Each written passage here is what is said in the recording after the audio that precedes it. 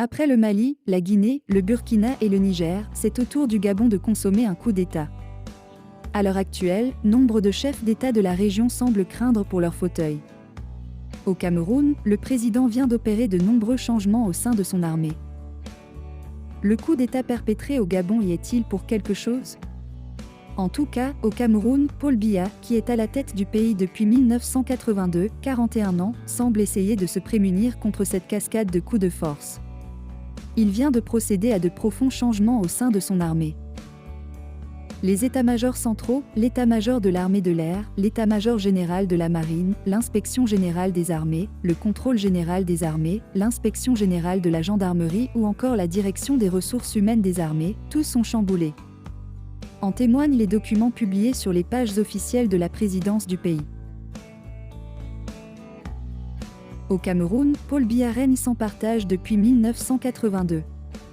Comme la famille Bongo, il a su établir un contrôle quasi total sur les institutions politiques, judiciaires et médiatiques du pays. Les élections, souvent entachées d'accusations de fraude, n'ont que peu changé la donne, et la mainmise de Biya sur le pouvoir demeure inébranlable. L'annonce du coup d'État au Gabon pourrait-elle inspirer des mouvements similaires au Cameroun? Il est difficile de le dire avec certitude. Mais ce qui est sûr, c'est que les longs règnes tels que ceux des Bongo et de Biya sont souvent considérés avec méfiance par une population de plus en plus jeune et assoiffée de changement. Le mécontentement populaire couve, alimenté par des inégalités croissantes, une corruption endémique et un manque de perspectives d'avenir. En su, bien que les contextes gabonais et camerounais présentent des spécificités propres, ils partagent néanmoins certaines similitudes. Le coup d'État au Gabon pourrait bien servir de rappel à d'autres dirigeants de la région sur la nécessité d'une gouvernance transparente, inclusive et démocratique.